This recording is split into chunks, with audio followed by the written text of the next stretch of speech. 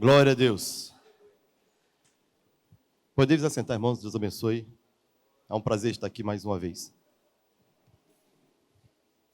Me pediram aqui para que rapidamente eu repetisse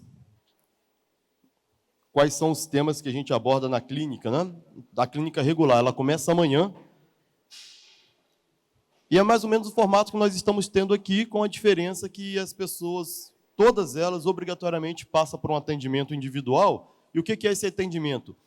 Eles sentam e têm a oportunidade de falar. E quando eles estão falando, a gente vai ouvindo, direcionando biblicamente, e no final ora por eles, especificamente por aquela área que eles estão precisando. Isso é o atendimento. E as palestras, repetindo aqui conforme me pediram, é quebrantamento, iniquidade, heranças espirituais, heranças familiares hereditárias, perdão, identidade, paternidade, poder das palavras, dons espirituais, Espírito Santo, saúde mental e espiritual e permanecer. Permanecer é uma palestra que mostra algumas orientações de que ele precisa ter um comprometimento com a missão, com a igreja, com o ministério que ele está envolvido, para que a cura seja efetivada, já que é um padrão que precisa ser adquirido, não é algo que acontece instantaneamente, né? Bom, dito isso, irmãos, nós temos feito também dentro do Ministério Clínica Jardim de Deus, nós temos um trabalho itinerante, que é um seminário de cura. Nós estamos todos os meses indo em algumas missões que já estão pré-agendadas. A gente faz uma espécie de pré-clínica lá na missão, para o pessoal conhecer o trabalho, para ajudar o povo da missão também, os líderes das missões. E são esses temas abordados de uma outra modalidade, uma forma mais reduzida e mais simples também, porque não tem um internato de 3 dias. É o horário de culto. Os cultos são voltados para esse tema e vira como se fosse uma espécie de seminário realmente. A missão que tiver interesse de nos receber lá, nós temos o maior prazer de ir. E a única coisa que a gente faz, em termos de retorno, é pedir que membros da nossa equipe ali da sede esteja presente para poder fazer inscrições para essa clínica aqui no sítio, caso alguém lá no momento se interesse, viu? Então, algumas missões já nos receberam, podem, de repente, dar uma boa referência, procura só aquelas que vão dar uma boa referência, viu? E peguem as informações com eles. Se eles não derem uma boa referência, é porque foi outra equipe, não foi a nossa, não. Vamos aqui, então, à palavra de Deus. Nós vamos falar aqui mais um tema abordado, que é paternidade. E, para isso, eu convido-os a abrir a Bíblia em Romanos, no capítulo 8, versículo 15.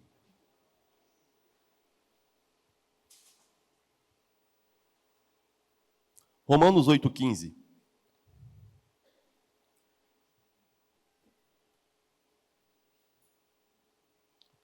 Glória a Deus.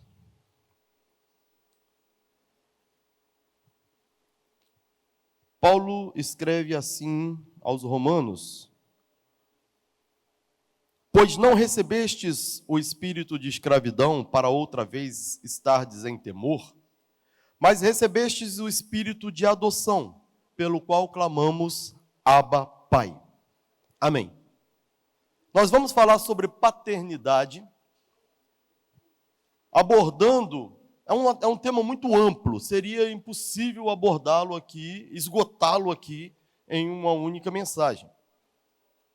Mas nós vamos começar falando sobre a importância da função paterna na nossa formação psíquica, referente a como ela nos remete a uma relação com Deus que é Pai. A nossa visão de paternidade, ela influencia diretamente na nossa relação com Deus, sendo Deus Pai. Quando a gente fala Pai, já existe um complexo de ideias formado em nossa mente sobre paternidade. Esse complexo ele é criado a partir da nossa relação com a função paterna nos nossos primeiros 5 anos de vida. para alguns ainda se estendem um pouco mais até o 7º ano de vida. Forma-se um padrão a respeito de paternidade e o que se constrói depois é só uma tentativa de consertar, corrigir, compensar, adequar esse padrão de paternidade. A função materna é uma função que está ligada à necessidade de autocuidado, preservação, sobrevivência. A criança altamente dependente, como é, ao nascer, só sobrevive se houver alguém exercendo a função materna. A função materna, portanto, é sobrevivência. A função paterna ela vai ser inserida um pouco mais tarde, com cerca de 3 anos de idade. E ela tem a seguinte finalidade: quebrar o cercadinho materno que é gerado em torno da criança. A rede de proteção que é necessário que haja, que a função materna estabelece, é algo psicológico, mas você consegue verificá-la em algumas falas, do tipo, cuidado, não faz, não atravessa a rua. É um cuidado de autopreservação. A gente compara com aquele cercadinho, que alguns chamam de chiqueirinho, onde coloca a criança pequenininha, para a mãe poder trabalhar sossegada, despreocupada, sabendo que ali dentro ela está segura. Mais ou menos isso. Cria-se uma certa proteção, e esse senso de proteção que vem da função materna é internalizado, e quando você fica adulto, é esse senso de maternagem que te diz assim, cuidado, você vai fazer isso mesmo? Você vai trocar o certo pelo duvidoso? Você vai dar esse passo? Melhor não, é arriscado. Se não tivesse esse senso, a gente estava dando cabeçada toda hora, de qualquer jeito. É esse senso de cuidado que faz a gente resfriar. Da onde vem isso? Função materna. Agora, a função paterna, ela vem para quebrar esse cercadinho. Porque se não tivesse essa função, nós seríamos altamente retraídos dentro da nossa zona de conforto. Então, a função paterna, ela meio que quebra o cercadinho materno, porque enquanto a função materna está dizendo, não sai daqui, fica aqui que é seguro. A função paterna está dizendo, vai, faz, dá um passo para fora do cercadinho, solta a mãe, porque a mãe é minha. É mais ou menos nesse sistema que a criança internaliza. Então é por causa da função paterna que a gente consegue dar um passo para além da zona de conforto e entrar na zona de crescimento. Nesse aspecto, nós vemos Deus agindo como Pai e exercendo literalmente uma função paterna, não só porque Ele é criador de todas as coisas, mas porque Ele sempre está nos colocando na situação de vai, faça. Eu poderia fazer por você, mas eu não farei porque você precisa crescer. Você precisa entender quem você é. Você precisa entender que você é capaz. Exemplo disso, Moisés, diante do Mar Vermelho, tem a seguinte ideia, vamos dar a volta, vamos contornar o mar. E quando eles viram para contornar o mar, lá na ponta, no final, o pessoal que está mais adiante, avista Faraó. Quando eles avistam Faraó, eles pressionam Moisés. Moisés, Faraó está vindo aí. E está vindo com um exército. Quem vem com um exército não vem para conversar. Por quê? O que aconteceu? E começaram eles mesmos a pensar, imagina. A população estava crescendo demais lá no Egito. Crescendo demais. Primeiro ponto. Já teve uma época que o faraó tinha mandado matar todos os meninos de 2 anos para baixo por causa da superpopulação de hebreus no Egito. Já tinha um histórico. E agora, todo mundo estava lá escravo, mas crescendo. E eles deduziram o seguinte, Faraó queria matar todo mundo.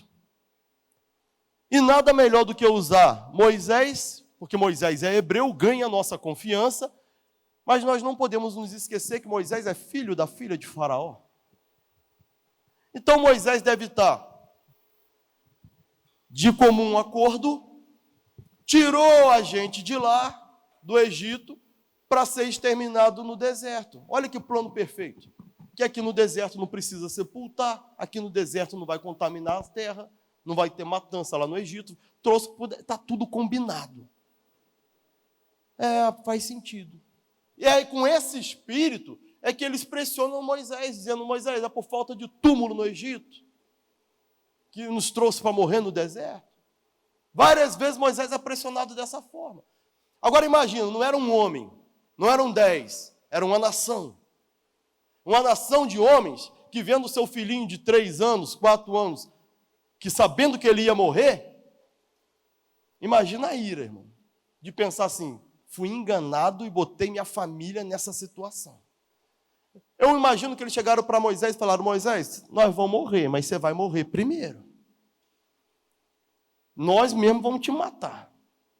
E Moisés, na tranquilidade que Deus deu, olha para aquele rebanho e fala assim: fica tranquilo, eu sei em quem eu tenho crido.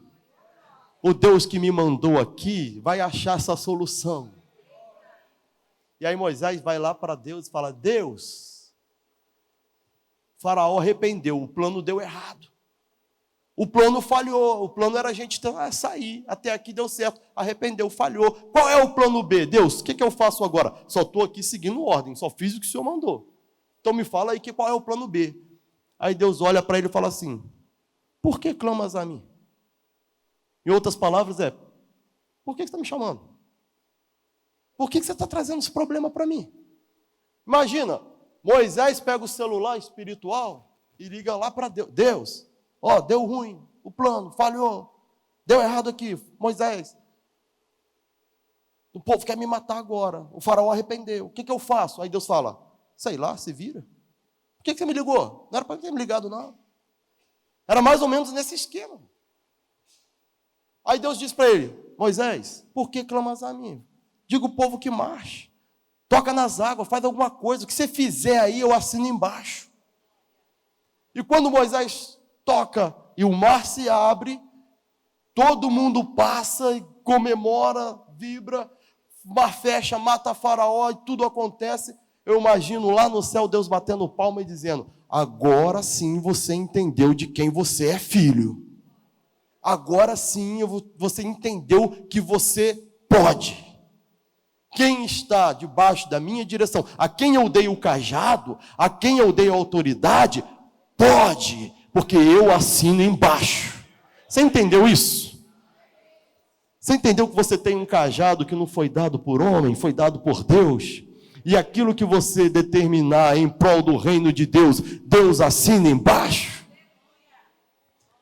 Mas se não tivesse um faraó para apertar Moisés, se não tivesse um povo para pressionar Moisés, Moisés jamais saberia que ele pode abrir o mar. E aí você me pergunta por que Deus permite algumas situações que a gente pensa: não era para eu passar por isso. Mas porque Deus é pai e na sua função paterna ele olha assim e fala: vai lá, faz. Ah, pai, eu não sei, eu não consigo, não posso. Eu estou aqui.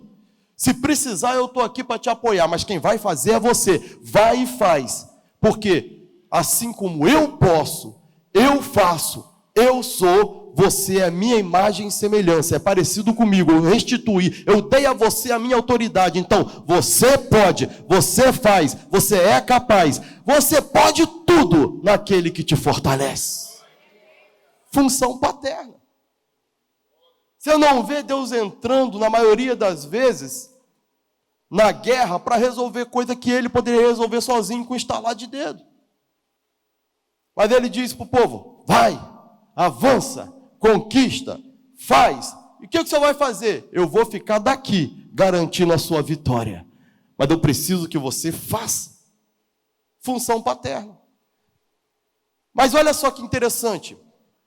Nós só temos Deus como pai se nós formos o quê? Filhos.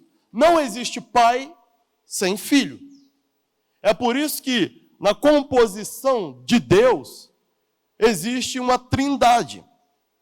O Pai, que é o Deus inalcançável para a nossa mente, para a nossa psique, não dá para compreender Deus.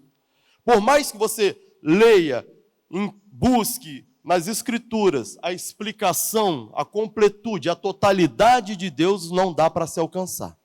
Pensa só, se as coisas que Deus criou para nós, já diz a respeito dela que os nossos olhos não viram, nossos ouvidos não ouviram, nem chegou ao nosso coração, e a coisa que Deus criou, imagina o próprio Deus. Eu costumo exemplificar isso assim, ó. Deus está numa dimensão maior do que a nossa.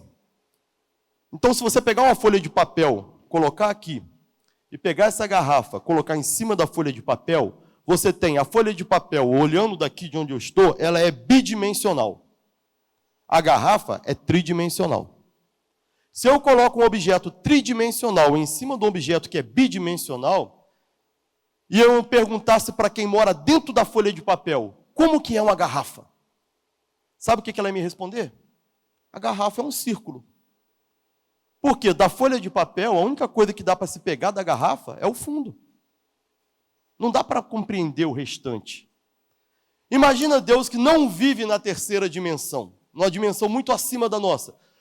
O que a gente consegue captar dele é só o que se dá para revelar na nossa dimensão. Não dá para pegar tudo. E é justamente por isso que ele também é o Filho. Porque o Filho é aquele que se fez carne, é Deus que se fez carne, se despiu da sua glória, se despiu dos atributos divinos e se fez homem, nasceu de mulher e se tornou tridimensional. Então o Filho é o Deus acessível, é o Deus na nossa dimensão. Então você poderia tocar nele, falar com ele, conversar com ele, porque dava para ser compreendido. E desde o início, o Pai é o Pai, porque o Filho é o Filho. E o Espírito? O Espírito é Deus que não vem na forma corpórea, porque ele não veio para atuar fora, ele veio para atuar dentro, como um complemento da restauração. Então, Pai, Filho e Espírito Santo, apesar de serem coisas distintas, é uma coisa só. Como assim? Temos um só Deus. O Pai não é o Filho não é o Espírito é o Pai, mas quando você olha só tem um.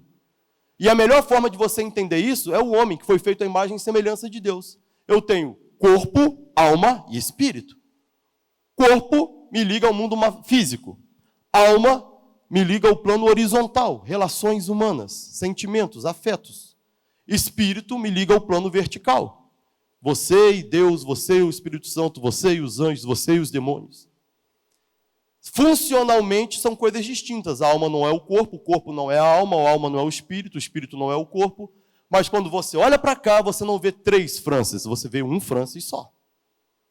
É assim que funciona o mistério. São 3 coisas que se fundem e formam uma só.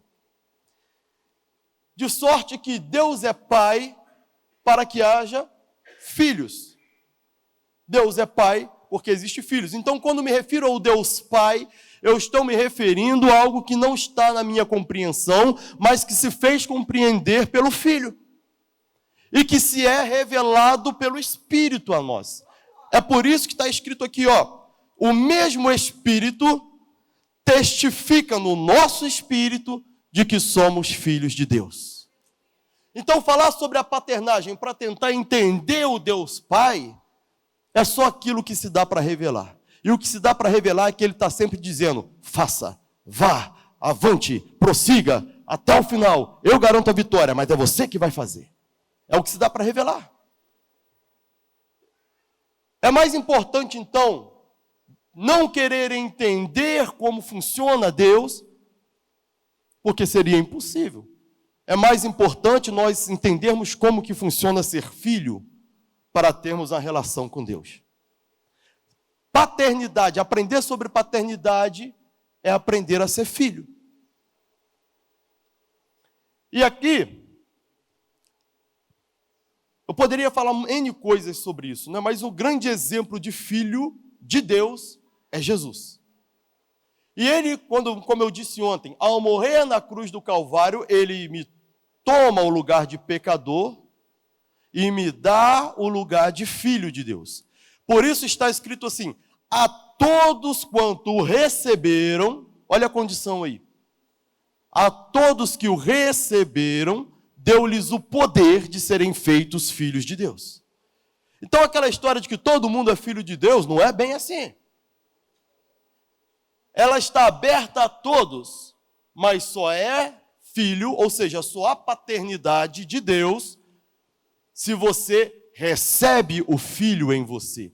Isso significa o quê? Mudança de mente. Eu tenho que me converter. Eu tenho que deixar de ser o Saulo e passar a ser o Paulo. Eu tenho que deixar de ser quem eu era e me tornar quem eu devo ser em Cristo Jesus. E isso é um processo, que eu me converto todo dia em filho de Deus. E como filho de Deus, a minha postura, o meu pensamento, a minha mente, se torna a mente de Cristo.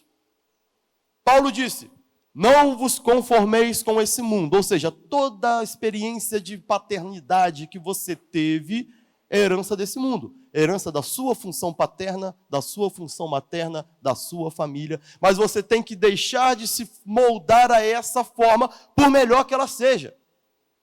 Porque pensa, Saulo tinha um padrão de filho ideal. Ele era uma autoridade entre os judeus. Imagina a mãe olhando para o filho que galga essa posição e diz, meu filho deu certo. Imagina na reunião de família, e Saulinho, como é que está? Não, Saulinho está uma benção. Agora ele recebeu até uma carta para perseguir os cristãos. Falou, homem de Deus esse, vocês criaram ele muito bem. Um sucesso na sociedade, onde ele passava, para eles darem uma carta para ele, ele tinha moral, ele tinha um respeito, ele tinha credibilidade. Então, socialmente, Saulo era um sucesso. Mas ele foi formado segundo o judaísmo, segundo o que sua mãe, seu pai, a cultura judaica ele formou. O dia que ele tem um encontro com Jesus, ele cai do cavalo e ele diz assim, não sou mais eu, Saulo, meu ego, minha formação, quem vive, mas agora o Filho é que vive em mim. Eu mudei de identidade, eu mudei de mente, agora eu tenho a mente de Cristo. Como é que ele faz isso, ô Paulo? Simples. Não me conformo com esse mundo, mas eu me transformo. Transformai-vos. Lembra que eu falei ontem? Quando tu te converteres, olha aqui de novo, ó. Transformai-vos. Não é Deus que te transforma, não é Deus que muda a sua mentalidade. Transformai-vos pela renovação da mente. Passa a ter uma mente de Cristo, passa a ter uma mente de filho, e aí você vai experimentar o quê? A boa, perfeita e agradável vontade de Deus. Paulo, isso aí é só no ato da conversão, levantou a mão, já está feito? Não, isso é um processo. Você já alcançou, Saulo? Não alcancei ainda, não que eu já tenha alcançado, mas uma coisa eu faço, esquecendo-me das coisas que para trás ficam, eu prossigo para o alvo da minha soberana vocação. Qual é ela, Paulo? Cristo Jesus.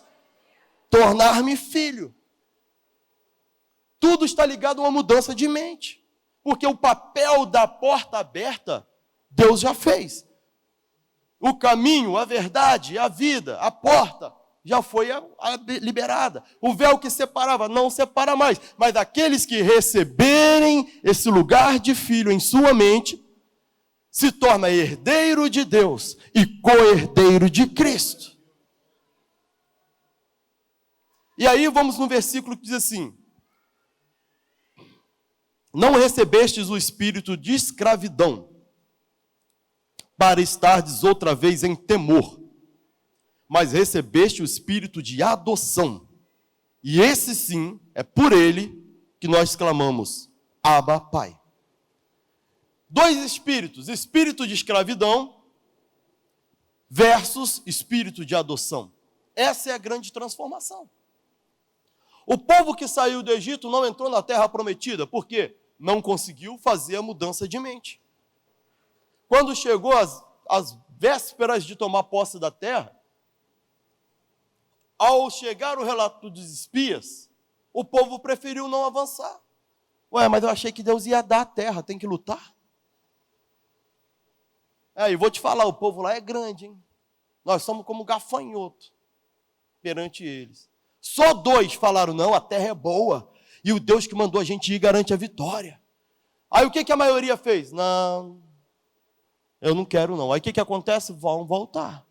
E começaram a peregrinar pelo deserto. E só avançaram em direção à terra prometida depois que toda aquela geração com a mente da escravidão, a geração que conhecia o Egito, a geração que foi criada como escravo, quando aquela geração morreu, uma nova geração que não conhecia o Egito é que tomou conta da terra. Uma nova geração que quando saiu do Egito era muito pequenininha. E essa nova geração, exceto os dois que mudaram a mente, Josué e Calebe. Os demais não conseguiram alcançar a promessa, porque não conseguiram mudança de mente. O espírito de escravidão é um padrão que precisa ser removido. E o espírito de escravidão é aquele que te diz, você não pode. Você não consegue. Você é inferior. Você não vai. Você tem limites. Espírito de escravidão. E qual é o sentimento do espírito de escravidão? Medo. Se ontem eu disse que a fé funciona, o seu cérebro funciona melhor, quando, em termos de fé, quando ele está acima de 500 Hz, o medo é uma frequência de 150 Hz. Se você tiver com medo, você não faz nada. Se você tiver com medo, você não atravessa o mar. Se você tiver com medo, você não faz o impossível. Logo, medo é o oposto da fé. E o espírito da escravidão, ele te traz medo. A palavra diz, não recebeste o espírito de escravidão para estardes em temor. Medo, com medo. Ou seja, quando você está no espírito de escravidão, tudo você questiona com o será? Será? Vai dar? Será que é possível? Deus faz a promessa, mas será? Não, Deus fez essa promessa, mas para ela cumprir, primeiro tem que ser assim, tem que ser assim, tem que ser assim, tem que ser assim, tem que ser assim, tem que ser... Imagina Abraão questionando com Deus, sai da sua terra, da sua parentela, vai para um lugar que eu vou te mostrar. Sabe qual é o nome disso? Loucura. Imagina Abraão chegando em casa falando, aqui, eu pedi conta do emprego. E estamos de mudança. Aí Sara fala, para onde que nós vamos? Não sei ainda não. Nós vamos juntar, botar num caminhão aí, sair. No meio do caminho Deus vai mostrar. Isso é loucura, irmão. É claro que a gente não vai chegar num nível desse, né, de loucura, mas tem coisa muito mais palpável que a gente não alcança, não é? É ou não é? Por quê? Eu vou trocar o certo pelo duvidoso? Não. Eu vou botar o pé fora do cercadinho materno? Não, aqui está seguro, zona de conforto. Só que o crescimento está fora da zona de conforto. Dentro da zona de conforto não tem crescimento. Para você vencer o medo, o espírito tem que mudar. Espírito aqui é com letra minúscula, o seu espírito, a sua mentalidade.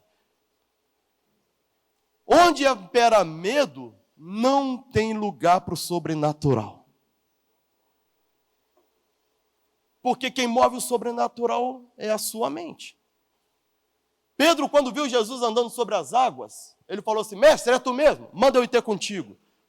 Olha que loucura, irmão. Mestre, se é o Senhor mesmo, ou seja, ele nem tinha certeza que era. Se é Deus mesmo, se é o Senhor mesmo, manda eu ir ter contigo. Como? Andando sobre as águas. Tanta coisa para pedir, vai pedir uma loucura dessa? E a resposta é mais louca ainda. Jesus olha para ele e fala, vem. E sabe qual foi o pior de tudo? Ele foi. Botou o pezão para fora do barco, irmão. Pisou na água. E a água firmou debaixo do pé dele. E ele deu um passo e outro, e outro, e outro. Imagina o coração de Pedro. Imagina o coração de Pedro, a alegria que não era, a realização que não era, quando ele olha para trás e vê todo mundo no barco. Ah, Deus comigo aqui, ó. Ó como é que Deus me usa. Aqui, ó. Maravilha. Qualquer um de nós ficaria também lisonjeado com essa dádiva de Deus. Sim ou não? Claro que sim. Sobrenatural acontecendo na frente de todo mundo. Você experimentando algo impossível. Só que a pergunta que esse texto me remete, que me deixa intrigado é, segundo a palavra de Jesus, Pedro foi. Mas quem firmou a água debaixo do Pedro, não foi a palavra de Jesus, foi a fé de Pedro. Por quê? Porque diz a palavra que quando Pedro volta o foco para a tempestade, tira os olhos de Jesus e olha para a tempestade, a Bíblia diz que ele sentiu medo. E o medo tira você da frequência da alegria, da fé, e coloca você em 150 Hz. Imediatamente a água que estava debaixo do pé do Pedro fez o quê? Começou a se desfazer, o milagre foi se desfazendo. Aí eu pergunto, a água que estava debaixo do pé de Jesus se desfez? Não. Logo, houve alguma variação em Jesus? Não. A palavra que ele tinha dado, vem, mudou? Não. O que mudou? A única coisa que mudou foi o espírito de Pedro, que passou a ter medo. E olha então que foi a mente de Pedro que influenciou para que o milagre deixasse de acontecer. Não foi a mente de Jesus. Se a mente de Jesus tivesse mudado, se a vontade de Jesus tivesse mudado, se a palavra de Jesus tivesse mudado, a água debaixo do pé de Jesus também teria se desfeito. Mas não era dele. Foi Pedro que mudou e Pedro desconstruiu. Logo, Pedro construiu quando ele acreditou e desconstruiu quando ele temeu. Por isso que quem tem espírito de escravidão e tem o medo, não a toma posse da terra. Não toma. Para na porta e volta. E vai peregrinar pelo deserto e os seus filhos vão herdar aquilo que você deveria ter herdado. Ficará para a próxima geração fazer aquilo que foi dado a nós fazer. O único antídoto para o medo é o espírito de adoção. O espírito de adoção, e veja, aqui também está escrito em letras minúsculas, espírito de adoção. Não é uma referência ao Espírito Santo ainda. O espírito de adoção é o sentimento de ter sido enxertado em Cristo. É o sentimento de saber que agora você não é mais quem você era, mas você é quem Deus diz que você é. Então, com o espírito de temor, você continua pensando, eu não posso, eu não faço, eu não tenho, eu não sei, eu não consigo. Mas com o espírito de adoção, você sabe que você não é quem você nasceu dizendo, aprendendo, construindo. Você é quem Deus diz que você é. E Ele não te chama mais menino. Então, quando você se converte, você muda a mente, passa a ter a mente de Cristo, você começa a dizer, eu sou, eu consigo, eu faço, eu posso, todas as coisas naquele que me fortalece. Pergunta para quem está do seu lado assim, está com medo de quê então? Está com medo de quê?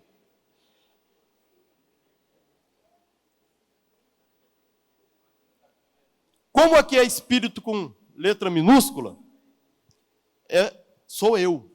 Não é o Espírito de Deus, sou eu. Ou seja, eu não poderia me tornar filho de Deus por iniciativa própria, se primeiro o caminho para isso não tivesse sido aberto. E quem poderia abrir o caminho? Somente aquela pessoa que, não possuindo o pecado, pudesse morrer, pagar o salário do pecado, que é a morte, no meu lugar. Então o próprio Deus, quando ele se materializa e vem para a terceira dimensão, ele morre na cruz do Calvário, toma meu lugar de pecador. Os meus pecados foram transferidos para ele. É a cena mais forte que eu conheço.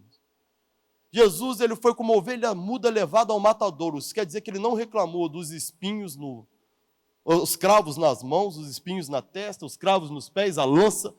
Doeu, mas ele suportou. Os açoites, a humilhação, a vergonha, ele suportou, não reclamou de nada disso. Valente. Mas ele não poderia morrer, porque ele não tinha pecado. O salário do pecado é a morte. Então ele é pendurado na cruz do Calvário sem pecado e não morre. Até que um determinado momento, na hora determinada por Deus, há a transferência do pecado. E o pecado da humanidade é retirado de sobre a humanidade e transportado para Cristo, e naquele momento ele se fez maldição no nosso lugar. Quando os nossos pecados recaem sobre ele, há uma separação imediata de Deus, Pai e Jesus. Porque o pecado traz separação entre Deus e o homem. E é o único momento que Jesus grita. É o único momento que ele reclama. É o único momento que ele contextualiza a sua dor, expressando um salmo, que ele diz: Deus meu, por que me desamparaste? A ausência do Pai. E aí, agora que ele estava cheio de pecados, não dele, mas nossos, o salário do pecado poderia cair sobre ele. E a morte vem, o arrebata, e ele diz: Pai, a ti eu entrego o meu espírito. E morre. Naquele momento, o véu que separava o lugar santo e o lugar santíssimo se rasgou de cima a baixo, para dizer: não há mais separação entre Deus e o homem. E hoje a gente pode dar glória a Deus e dizer: o véu que separava já não separa mais. E após fazer toda uma série de agendas, ele vai ao céu. Antes de ir ao céu, ele passa na terra, toma o seu corpo já de forma glorificada, ressuscita dentre os mortos, e quando ele está saindo, aparecem duas mulheres com os olhos arregalados, assim, dizendo: é ele. E elas correm para abraçar, ele diz: não me toque agora, porque ainda não completei a obra, ainda não fui para o Pai, mas faz o seguinte: corre lá e diga aos meus irmãos que eu ressuscitei, eu já estou de volta. Aleluia! Glória a Deus! E aí, queridos, enquanto elas correm para lá, Jesus vai para o céu, e lá em Hebreus narra a entrada de Jesus no céu. Diz que entra no céu um novo ser que eles ainda não tinham conhecido. E quando eles vão caminhando diante de Deus, Deus se levanta do trono e diz para ele assim: tu és meu filho, hoje te gerei. E aí a gente começa a pensar sobre essa palavra, e aí a gente começa a entender que ele não estava se referindo ao Filho eterno, que estava presente desde a fundação do mundo. Ele não está se referindo ao Deus Filho que sempre existiu, porque a palavra hoje eu te gerei não cabe a quem sempre existiu. Ele não estava se referindo ao Jesus nascido de Maria, porque aquele também não foi gerado naquele dia, ele foi gerado há 33 anos atrás. Ele estava se referindo a uma nova geração de homens restaurados, cheios de Deus, recuperados na sua essência, a sua partícula, a sua comunhão divina, e que se constituía agora numa nova geração, uma geração de embaixadores do céu, uma geração de príncipes e princesas que governariam junto com Cristo. E ele, sendo primogênito, teria acesso direito ao trono. Mas todos nós que viemos após ele, herdaríamos com ele todas as coisas. E seríamos chamados herdeiros de Deus e co-herdeiros de Cristo. É por isso que até o livro de Hebreus ele é chamado de unigênito. Mas após Hebreus ele é chamado de primogênito. E ao receber toda a autoridade nos céus e na terra, ele volta. E ele reúne os discípulos, reúne a igreja, reúne cada um de nós. E ele diz assim: olha, 50% da obra foi lá na cruz. Eu levei o seu lugar de pecador. Os outros 50% eu completei no céu. Eu me tornei o primeiro de uma nova geração e eu estou te dando o lugar de filho de Deus.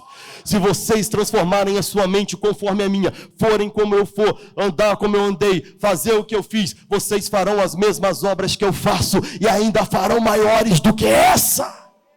Todo o poder me foi dado nos céus e na terra e eu estou distribuindo a vocês, minha igreja. Portanto, vai e pregue o evangelho, e faça um milagre, e cure os enfermos, e faz a obra acontecer, porque o Pai está dizendo: você pode. Mudança de mente, irmãos.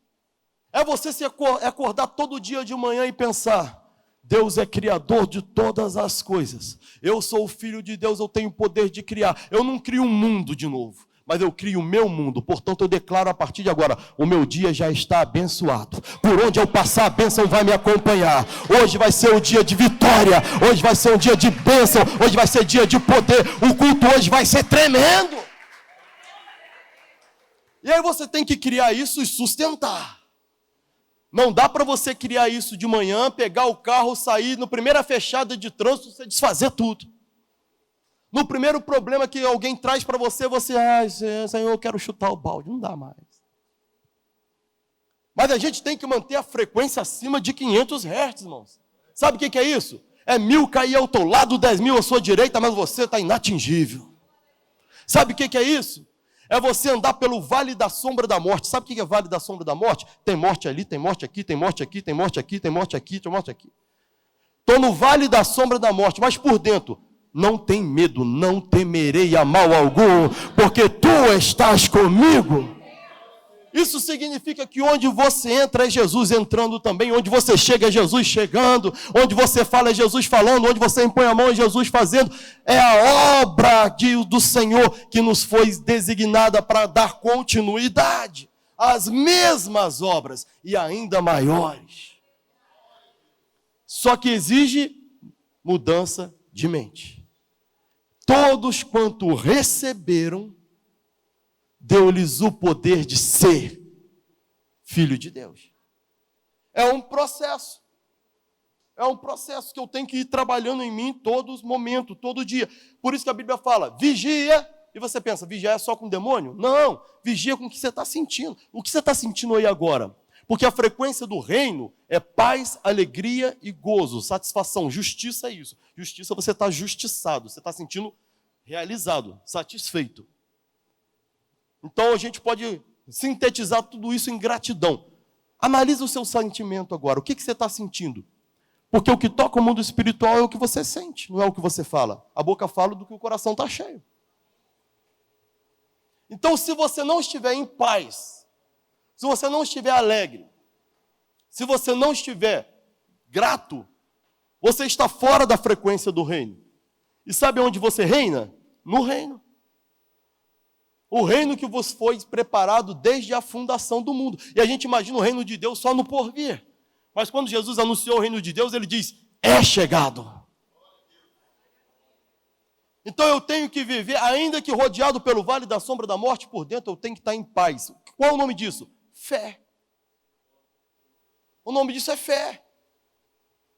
Tranquilidade. Quando você desespera, quando você se entristece, quando você fica com medo, você saiu da frequência do reino. Então você vigia com seu afeto e, peraí, isso não é meu, isso é da situação. A situação que está criando o medo. Aquela situação que está criando a ira. Não tem pecado você sentir ira, você sentir medo. Mas é da situação. Não, esse sentimento é da situação. Não é meu. O meu sentimento é paz, alegria e justiça no espírito. Aí você vigia e faz o quê? Ora. Orar sem cessar não é para você estar de joelho 24 horas por dia, porque não dá. Mas é para você orar sem cessar, ou seja, isso que eu estou sentindo não é do reino. Então, vigiei e voltei. Se liga com Deus, se coloca na posição de filho, se conecta com o Pai, volta para a sua posição, sente a paz de Deus e começa a agir novamente. E a gente tem que fazer isso sem cessar. Sem cessar. Para que aquilo que você pediu, criou em oração, crendo que já aconteceu, será feito. Mas Jesus sabia que essa mudança de mente não bastava ensinar teologicamente. Não bastava ensinar só intelectualmente. Ele passou 3 anos e meio ensinando intelectualmente e ainda fazendo estágio. Mas ele sabia que não era o suficiente. Depois de dizer tudo isso para os discípulos, ele fala assim, eu estou deixando com vocês. Mas faz o seguinte, não começa a obra agora não. Fica em Jerusalém e espera. Porque eu falar na sua mente que você tem que ser filho, eu falar na sua mente que o poder que está sobre mim já lhe foi transferido, eu falar na sua mente que nós somos agora uma nova geração restaurada e que nós podemos todas as coisas, é fácil. Você entender isso também é fácil, mas você vai precisar de ajuda para poder acreditar nisso em alguns momentos. Por isso eu vou para o Pai, mas quando eu chegar lá, eu vou enviar o meu Espírito. E o meu Espírito tem uma função principal. Versículo 16. O mesmo Espírito, agora sim em letra maiúscula, testifica no nosso Espírito de que somos filhos de Deus. Por isso eles tinham que ir para Jerusalém e ficar buscando em oração, aguardando a chegada do Espírito Santo. Se o Pai é o Deus que comanda tudo, o Filho é o Deus acessível que nos dá o acesso, o Espírito Santo é o Deus que agiria dentro de nós. E agora isso era possível porque o véu que separava já não separa mais. Sabe o que acontecia lá no Éden? Todos os dias, quando Deus criou o homem, Ele soprou do seu próprio Espírito no homem. E o Espírito humano foi feito do Espírito de Deus. Tanto é que a Bíblia fala que, quando a gente morre, o pó volta para o pó. O espírito retorna para... Tudo volta à sua origem. Então, a origem do espírito humano é aquele sopro que Deus não deu no animal, só no homem. Formou o bonequinho de barro e disse... E ele passou a viver. E ele avisa, olha, o dia que você pecar, vai haver uma separação. Todos os dias, na viração do dia, ou seja, por torno das 18 horas, comparando com hoje, Deus descia no jardim para conversar com o homem. Sabe por quê? Porque aquela partícula divina, espiritual, que tinha dentro do homem, cuja fonte era Deus, tinha que ser recarregada pelo contato. Ele precisava todos os dias ter contato com a fonte para carregar aquela bateria. E Deus fala um alerta, olha, o dia que vocês pecarem, nós vamos nos separar. E o dia que nos separarmos, essa partícula vai começar a morrer, porque é como se fosse uma fonte conectada, criando um rio. Se você separar o rio da fonte, quem é que morre? A fonte ou o rio? O dia que houver separação entre vocês e a fonte, que sou eu, vocês vão morrer. Isso aí vai começar a minguar. Vai começar a acabar. Então, todos os dias havia essa recarga pelo contato. Quando o Espírito Santo desce no dia de Pentecostes, ele é Deus em contato com o homem na viração do dia. Ele vem com a mesma finalidade. Ele vem testificar no nosso espírito que a obra da redenção está feita e agora eu não sou mais o Francis, filho da Maria, filho do José, eu sou o Francis, filho de Deus. Eu tenho que botar minha mente nisso e quando eu coloco minha mente nisso, eu digo isso dentro de mim, o Espírito Santo que está em mim diz, é verdade. Testifica no meu espírito, ele afirma, ele é o penhor, ele é o selo, é ele que diz, é real, não é coisa da sua cabeça, não é conto da carochinha, não é coisa para te deixar mais feliz, não, é verdade, eu, Deus, estou aqui dentro de você, testificando que eu e você somos um. Lembra de oração de Jesus? Rogo-vos para que sejam um, como eu e o Pai somos um, sejamos todos um. Como que é feito isso? O Espírito de Deus que está em nós. Paternidade, irmãos, vai muito além de você querer restaurar os seus conflitos com a sua paternagem. Paternidade vai você abrir mão de tudo que foi feito para se tornar essa nova proposta de pai. Às vezes a gente se torna um ser muito paternal para compensar uma paternagem que nós não tivemos.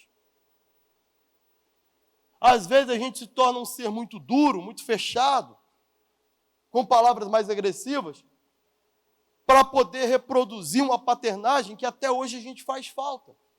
Então eu poderia ficar aqui fazendo horas e horas e horas de terapia para você consertar a sua paternagem, mas a proposta de Deus é outra. A proposta de Deus é: esqueça essa paternagem antiga e se torne filho de Deus, porque tem uma paternidade nova para você. Se seu pai falhou, não importa, o seu novo pai não falha. Se o seu novo pai tinha poderes e forças ilimitadas, era ausente, não estava ali o tempo todo, e você sentiu falta disso na sua formação, não se preocupa. O novo pai está presente 24 horas e dizendo para você: você pode, você vai, continua, prossegue, não desista, porque se você for afundar, eu estou aqui para segurar na tua mão e te suspender de novo. E é o Espírito Santo, a comunhão com o Espírito Santo, que me faz reconciliar todas essas coisas dentro de mim. Você vai conhecer o que está escrito, porque o que está escrito é testamento, é nosso, é dado. Eu vou enfiar isso na minha cabeça 24 horas por dia para ter uma mudança de padrão, mas é só na oração, dobrando o joelho e falando com o Espírito Santo, que essa verdade é aplicada na minha vida. É o Pai, o Filho e o Espírito Santo. O Pai planeja, o Filho executa, mas o Espírito Santo aplica na gente.